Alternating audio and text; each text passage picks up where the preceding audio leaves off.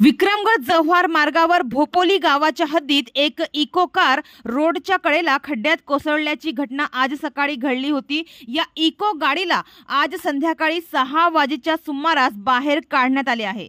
अथक प्रयत्नानंतर या गाडीला अखेर बाहेर काढण्यात यश आलंय।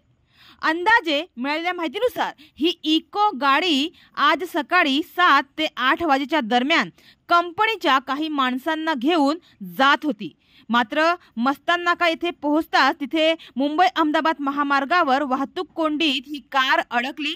त्यामुळे उशीर झाल्याने परत विक्रमगडच्या दिशेने जात असताना भोपोली गावाच्या हद्दीत विरुद्ध दिशेने येणाऱ्या एका वाहनाला वाचविण्याच्या प्रयत्नात या इको कारवरील चालकाचे नियंत्रण सुटून ती रस्त्याच्या कडेला खड्ड्यात पडली म्हणजेच कोसळली। या कारमधील कंपनीत जाणारे काही प्रवासी किरकोळ जखमी झाले आहे। त्यांच्यावर रुग्णालयात उपचार करून त्यांना सोडण्यात देखील आले आहे अशी माहिती आहे। तर इको वाहन चालक यांना दुखापत झाली असल्याने त्यांना धुंदलवाडी येथील वेदांता हॉस्पिटलमध्ये दाखल करण्यात आल्याची माहिती आहे। सुदैवाने या अपघातात कुठलीही जीवितहानी झाली नाही, मात्र गाडीचं नुकसान झालं आहे। तर मनोर पोलिसांनी देखील घटनास्थळी पोहोचून पंचनामा केला आहे। या अपघाताप्रकरणी पुढील तपास सुरू आहे असे यावेळी पोलीस कर्मचाऱ्यांनी सांगितलं आहे।